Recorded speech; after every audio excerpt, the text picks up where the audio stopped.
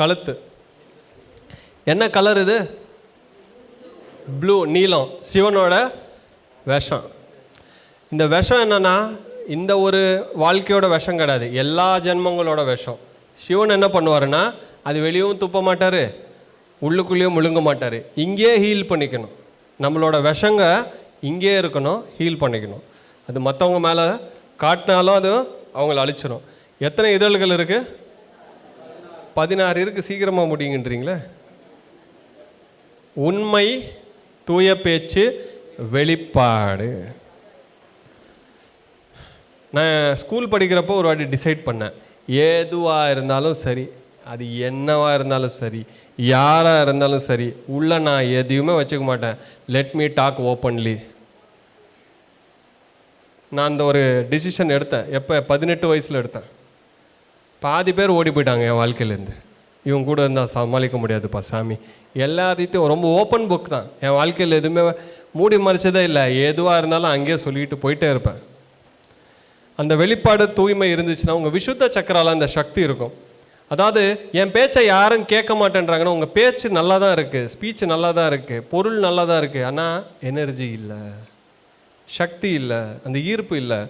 அந்த த்ரோட் சக்கரா நம்ம பேசணுன்னா அது ஒரு மந்திரம் மாதிரி இருக்கணும். நம்ம பேச்சை மற்றவங்க மதிக்கிறாங்கன்னா அதில் எனர்ஜி இல்லைன்னா மதிக்க முடியாது. எவ்வளோதான் அதில் நீங்கள் நல்ல இலக்கணம் வச்சு பேசலாம், ஒக்காபுலரி. நான் கன்னடாவில் போயிட்டு கர்நாடகாவில் கிளாஸஸ்லாம் அடித்து தள்ளிட்டு இருக்காங்க. பல லட்சம் பேருக்கு தியானம் போயிருக்கு. நான் எந்த ப்ரோக்ராம் கூட்டாலும் ஆயிரக்கணக்கில் கூட்டம் வராங்க. நான் என்ன கன்னடாவில் பண்ணிட்டா? தெலுங்கு ஃபேமிலியில் பிறந்து தமிழில் படித்து கர்நாடகாவில் போய் கன்னடாவில் கிளாஸ் சொல்லிகிட்டு இருக்கேன்.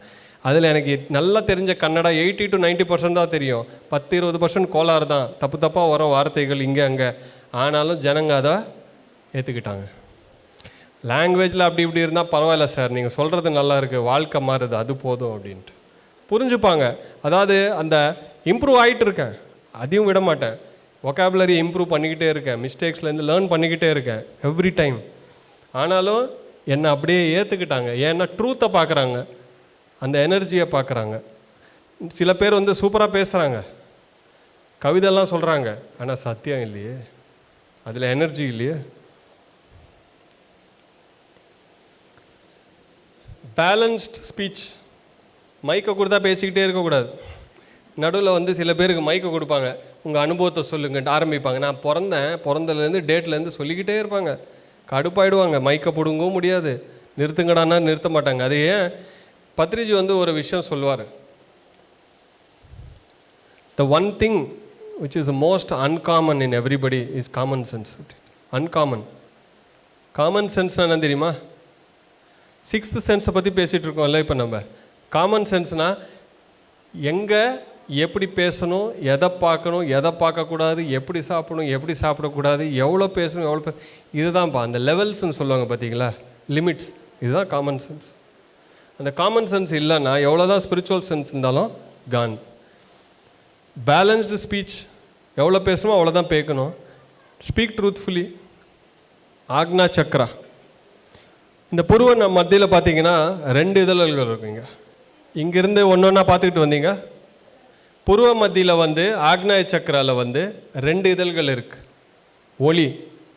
ஓகே, இது ரெண்டுமே என்னன்னு இது மட்டும் நல்லா புரிஞ்சுக்குங்கப்பா. இதில் நிறைய ட்ராப் ஆகிறாங்க. நம்மளோட மைண்ட் இமேஜினேஷன் ஒரு சைடு, இன்ட்யூஷன் ஒரு சைடு. புரியுதா? மைண்டோட இமேஜினேஷன் சொல்லுவாங்க பார்த்தீங்களா, அது ஒரு சைடு. இன்ட்யூஷன் பவர்னு சொல்லுவாங்க, சோல், அது ஒரு சைடு. ரெண்டும் வெளியே எங்கேருந்து வருதுன்னா தேர்ட் ஐலேருந்து தான் வருது. அதனால்தான் நீங்கள் எதை பார்க்குறீங்களோ அது எக்ஸ்பீரியன்ஸ் தான். நீங்கள் எதை பார்த்தாலும் அது அனுபவம் தான். அது மனசுலேருந்து வருதா ஆன்மாலேருந்து வருதா மட்டும்தான் டிஃப்ரென்ஸ். புரியுதா? ராங் எக்ஸ்பீரியன்ஸ் கிடையாது, சோர்ஸ் ஆஃப் எக்ஸ்பீரியன்ஸ் இம்பார்ட்டண்ட்டு. ஒரு பயத்துலேயோ ஒரு தயக்கத்துலேயோ கோவத்தில் இருந்தோ ஒரு விஷயம் வருதுன்னா அது மனசில் இருந்து வருது.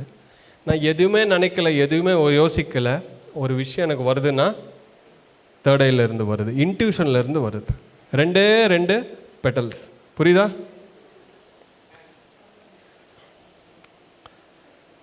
இதோட எலிமெண்ட் பார்த்தீங்கன்னா லைட்டு. இந்த பஞ்சபூதங்கள் முடிஞ்சு போச்சா? இது ஈத்தர்.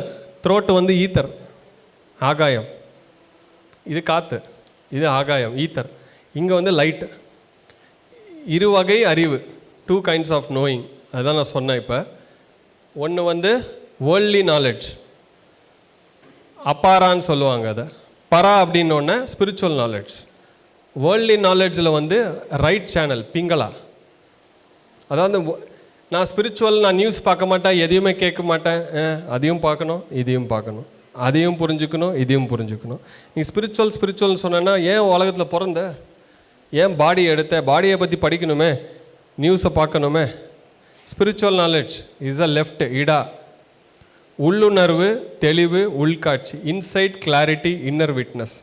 அதாவது இந்த இன்ட்யூஷன் அப்படின்னு பார்த்தீங்கன்னா உங்கள் ஆன்மாவோட வாய்ஸ், புரியுதா? உங்கள் சோல் வாய்ஸை தான் இன்ட்யூஷன்னு சொல்லுவாங்க. இந்த சோல் வாய்ஸை வந்து கேட்க நீங்கள் ஆரம்பிக்கணும். இப்போ நம்ம என்ன கேட்குறோம்? நம்ம மனசோட குரலை கேட்குறோம். மனசு நம்மளை கைடு பண்ணுது. அதனால தான் இவ்வளோ கஷ்டங்கள், அதனால தான் இவ்வளோ கன்ஃபியூஷன். இன்ட்யூஷன் நீங்கள் டெவலப் பண்ண ஆரம்பித்தாலே எல்லா விஷயத்துலையும் உங்களுக்கு ஒரு கிளாரிட்டி வந்துடும். இந்த இன்ட்யூஷன் வந்து கேட்ச் பண்ணுறது ரொம்ப ஈஸி. இது எப்போ வரும்னா, ஒரு லேக் இருக்குது. லேக்கில் வந்து அந்த தண்ணி வந்து அலைகள் நிறைய இருக்குதுன்னு வைங்களேன். நிலாவோட வெளிச்சம் எல்லா இடத்துலையும் இருக்குமா? ஆனால் லேக்கு ஸ்டில்லாக இருந்தால் ஒரே ஒரு இடத்துல வருதா? அதே மாதிரி உங்கள் இன்ட்யூஷன் இருந்துச்சுன்னா கரெக்டாக வந்துடும். மைண்டு கன்ஃபியூஷன் இருந்துச்சுன்னா மைண்டு கேம் ஸ்டார்ட் ஆகும். எதை நம்ம வளர்க்குறோமோ அதை தான் வளரும். இன்ட்யூஷனில் நீங்கள் வாழ ஆரம்பிச்சிங்கன்னா யார் மேலேயும் நீங்கள் டிபெண்ட் பண்ண தேவையில்லை. உங்கள் எல்லா கொஷினுக்கும் ஆன்சர் உங்களுக்குள்ளே இருக்குதுன்னு சொல்லுவாங்கள்ல, அது எப்படி பிடிக்கணும்? மைண்டை ஸ்டில்லாக, நீங்கள் ஒரு கொஷினை கேட்டுட்டு மைண்டை ஸ்டில்லாக வைங்க, எதுவுமே யோசிக்காதீங்க, ஆன்சர் தானாக வரும். வரலைனாலும் தூக்கத்துலையாவது வந்துடும், அவ்வளோதான். புரியுதா? ஸோ ஆன்சரை வெளியே தேடாதீங்க, வெளியே யாரையும் கேட்காதீங்க.